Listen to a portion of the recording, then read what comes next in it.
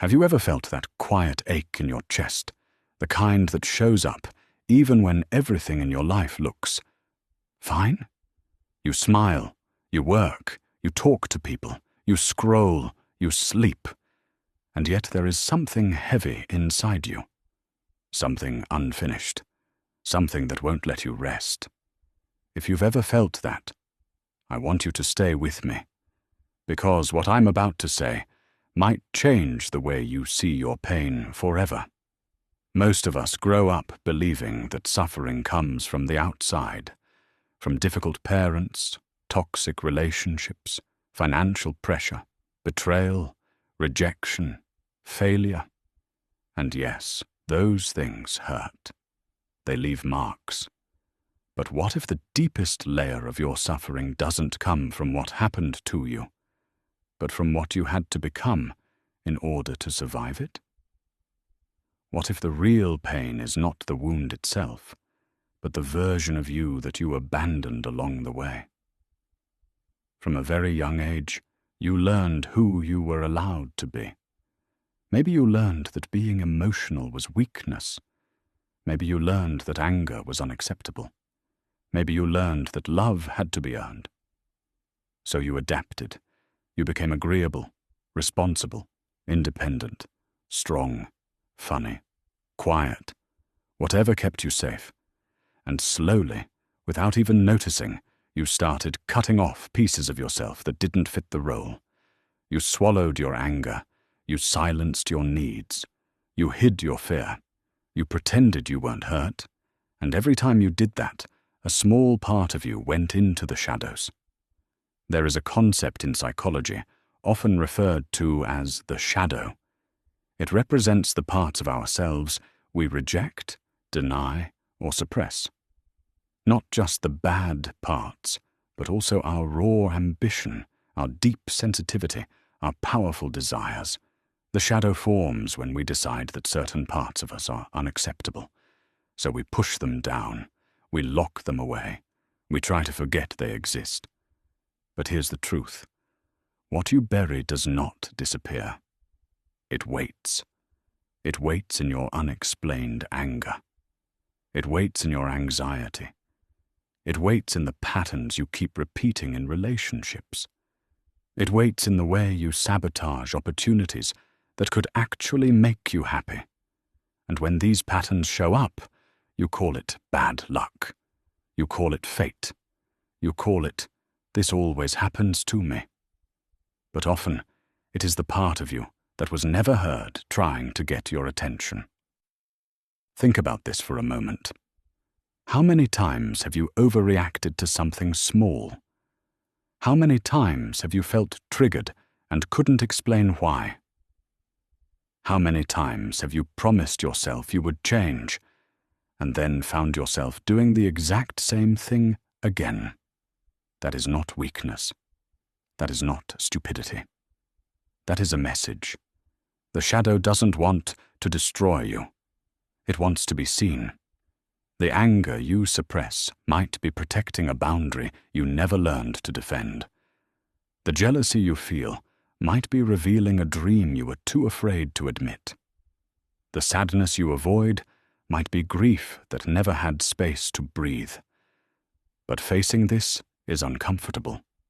It requires brutal honesty.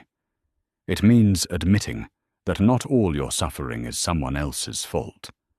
It means recognizing that sometimes you participate in your own pain by abandoning yourself to keep others comfortable. And that realization can sting. It can feel like the ground shifting under your feet. But it is also the beginning of freedom. Because once you see it, you have a choice. You can continue running, distracting yourself, numbing yourself, blaming circumstances. Or you can pause. You can sit in the discomfort.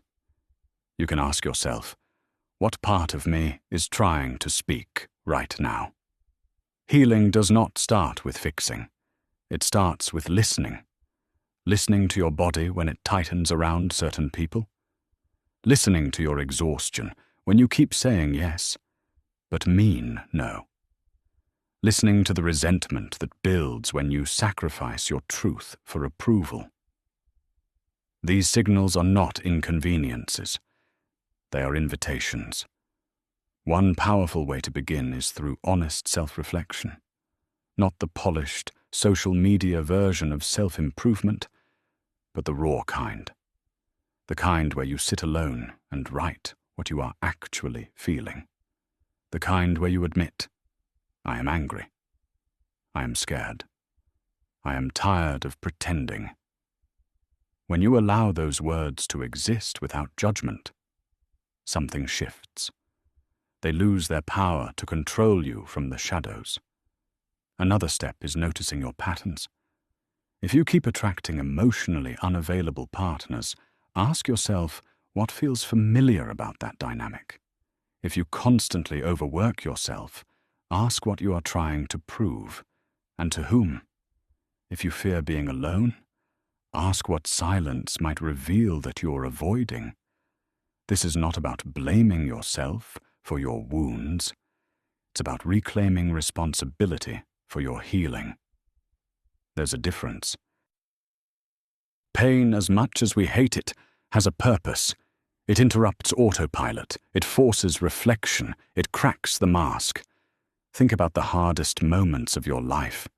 The heartbreak that shattered you. The failure that humbled you. The loneliness that felt unbearable. In those moments, something inside you shifted. You saw yourself differently. You questioned things you had never questioned before. Growth rarely comes from comfort.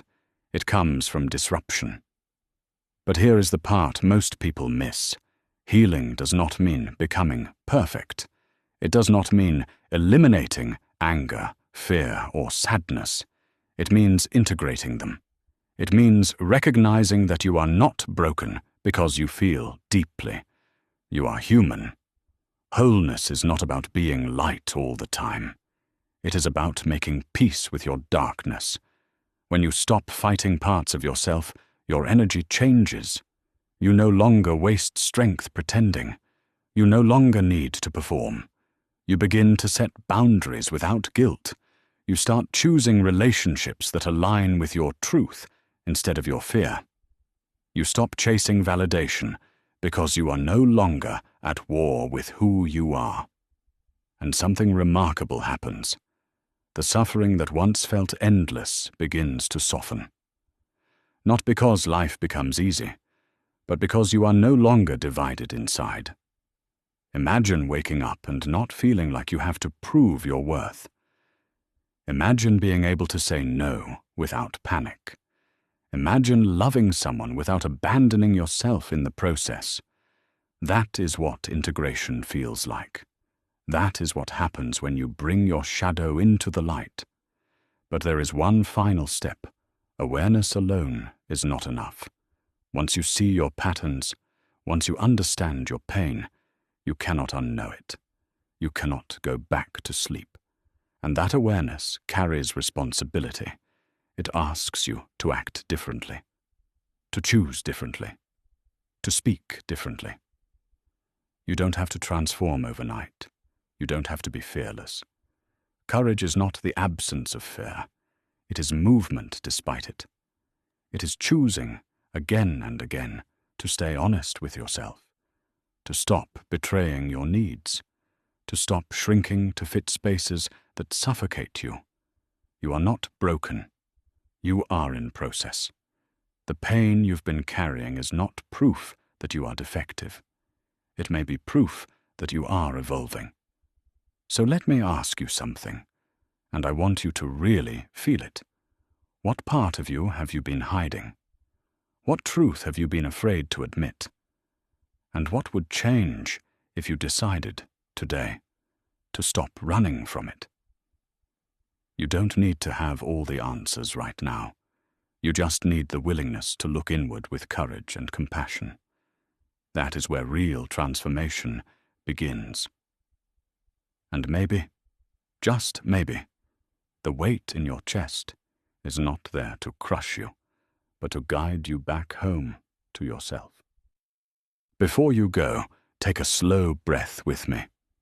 If something in this video stirred you, challenged you, or made you uncomfortable in a necessary way, that's not an accident.